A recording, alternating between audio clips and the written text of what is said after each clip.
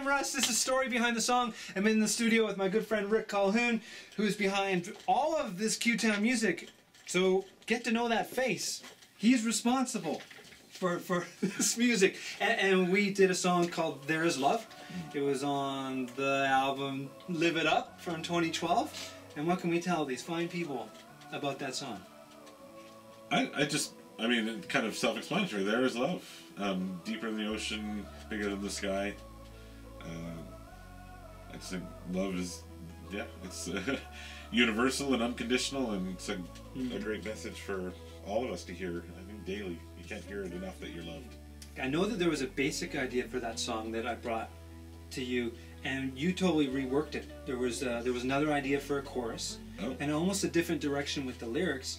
And your idea was, can we bring this back to being like, you know, what ways can we use to describe this love that God has for us that's out there? And you got into the language of, you know, taller than the mountains and deeper than the oceans, and I'm like, yeah, and it's a far better idea than what I originally had. And that's often what happens with the song in the studio. It bounces around, it morphs, it changes.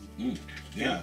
Well, well, thanks for Russ and I, we do everything together, and so there's never any, you know, it's not one person.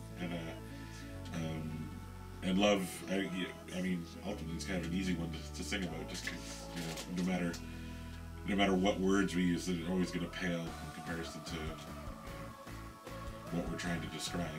So, but I think at the heart of a lot of the songs that we do for Qtown, I think we're always trying to just let kids and staff and ourselves be reminded of how awesome God's love is for us. If we lived a million years, we would just never run out of ways to try to sing about how great that love is. It's fun too that we get to make these songs, and not many people hear them while they're being made, or you know, until we release them. But it's interesting to get to imagine how they might work live with everybody, and then I get to see that. It's pretty fun to kind of let a song, let it go, and stop. It's nice to I'm sorry, but to release a song and then, you know, play it live and then let people take it and run with it, right? And see how it works. And sometimes it works great, sometimes it works better than we thought, sometimes what we thought was a great idea does not fly at all. I think that should honestly be another record. We should have you know, there's always like the best of, we should have a worst of. It's like, here are the songs that we thought were awesome that nobody likes.